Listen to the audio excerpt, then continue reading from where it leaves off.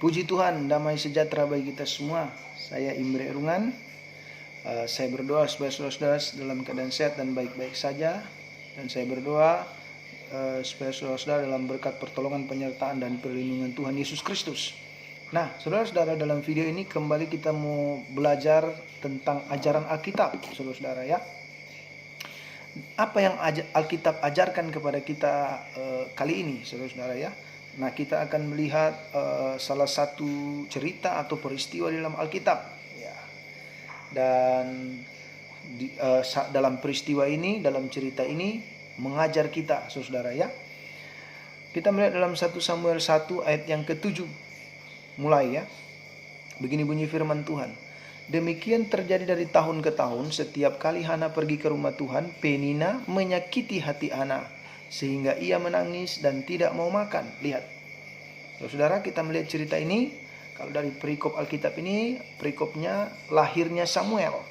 Tetapi sebelum lahirnya Samuel, Alkitab menceritakan dulu kisah ini, saudara, yaitu Elkana mempunyai 2 istri, saudara. Yang pertama Hana, yang kedua Penina, saudara ya.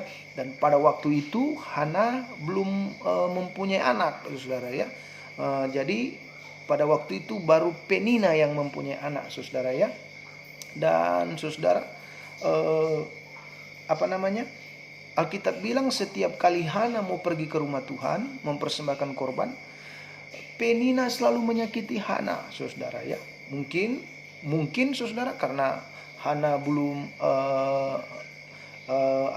melahirkan anak, belum ada keturunan mungkin. Jadi mungkin bahasa saya selalu diejek gitu, saudara ya. Karena Alkitab bilang apa? Penina selalu menyakiti hati Hana ya. Kenapa, saudara ya? Karena begitulah mungkin, saudara ya. Tidak punya anak atau belum melahirkan, jadi diolok-olok mungkin, saudara ya. Bisa jadi, saudara ya. Jadi hal ini adalah merupakan persoalan yang besar ya. Itu sebabnya tertekan hatinya Hana, saudara, sakit hatinya Hana ya. Selanjutnya kita baca dulu ayat 8. Lalu Elkana suaminya berkata kepadanya, Hana, mengapa engkau menangis dan mengapa engkau tidak mau makan? Nah, jadi saudara-saudara, pada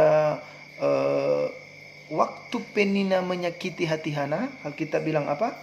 Hana itu menangis, sakit hatinya, saudara. Jadi dia menangis, tapi tidak mau makan. Nah, itu masalahnya, saudara. Pernahkah saudara mengalami hal demikian?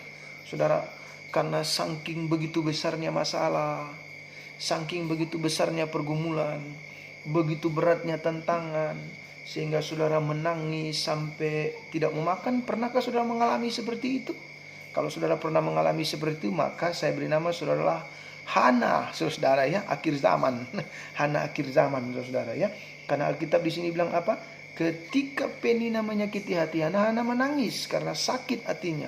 Dan dia menangis tidak mau makan, saudara. Karena saya membayangkan begini, saudara ya. Kenapa dia tidak mau makan, saudara ya? Karena dia merasa mungkin tekanan itu terlalu berat. Dia merasa persoalan itu terlalu besar, saudara ya. Sehingga mungkin nggak tahan dia, saudara. Itu sebabnya ketika Penina menyakiti dia sakit hati, saudara, sehingga dia menangis ya. Ayat yang ke-9. Pada suatu kali setelah mereka habis makan dan minum di Silo, berdirilah Hana, sedang Imam Eli duduk di kursi dekat tiang pintu bait suci Tuhan. Nah, lihat saudara-saudara ya. Dalam keadaan ini Hana masih tertekan. Dalam keadaan ini Hana masih menghadapi persoalan, saudara. Ia menjadi satu pertanyaan bagi kita. Kenapa ya Tuhan? Saya kan sudah ikut Tuhan. Kenapa Tuhan belum kasih? Kan saya sudah melayani Tuhan. Kan saya sudah hidup benar. Kenapa Tuhan belum jawab doa permintaan saya? Kenapa Tuhan tidak memberkati saya? Kadang menjadi suatu pertanyaan, saudara ya. Itu sebabnya ayat 10 berkata begini. Dengan pedih hati ia berdoa kepada Tuhan sambil menangis terseduh-seduh. Haleluya.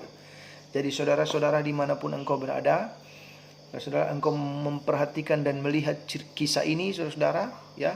Di mana Hana menghadapi masalah terlalu besar, saudara ya. Dia selalu disakiti oleh Penina, saudara ya.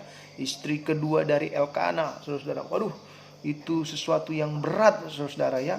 Apalagi mungkin mereka tinggal bersama. Mungkin setiap hari bisa diejek, saudara. Itulah persoalan yang sangat besar, saudara ya. Tekanan yang sangat luar biasa dalam hidupnya. Tetapi Alkitab berkata apa? Dengan pedih hati dia berdoa kepada Tuhan. Karena ini solusi yang paling tepat, jalan yang terbaik, saudara. Saat kita menghadapi masalah, saat kita menghadapi tantangan, saat kita menghadapi pergumulan, solusi dan jalan yang paling tepat untuk kita ambil adalah kita berdoa kepada Tuhan. Ya, badai dalam hidup kita yang terlalu besar, saudara. Solusi yang paling tepat untuk kita ambil adalah kita berdoa kepada Tuhan. Jalan yang paling tepat kita ambil adalah kita berdoa kepada Tuhan. Kita nggak bisa lari kepada siapa-siapa, saudara. Kita juga nggak bisa mengandalkan siapa-siapa, saudara. Jangan kita lari pada orang pintar, jangan kita lari kepada dukun, saudara. Sebab kita tidak akan mendapat apa-apa.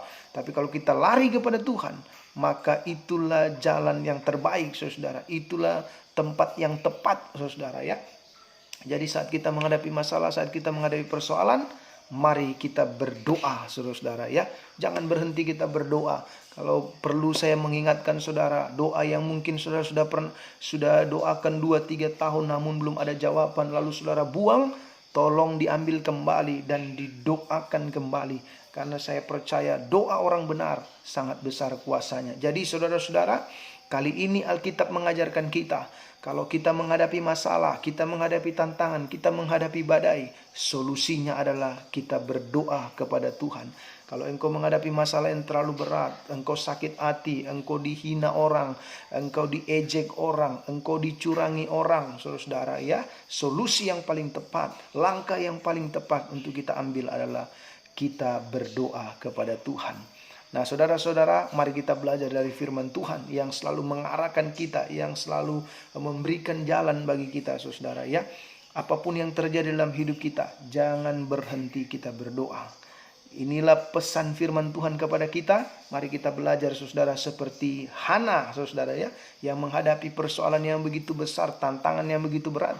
Namun kesimpulannya dia berdoa kepada Tuhan. Dan Alkitab berkata, setelah dia berdoa 1 tahun kemudian, dia mengandung dan melahirkan anak yang diberi nama Samuel, saudara ya. Jadi saudara dimanapun engkau berada, terus berdoa karena jawaban doa luar biasa. Tuhan Yesus memberkati kita. Haleluya.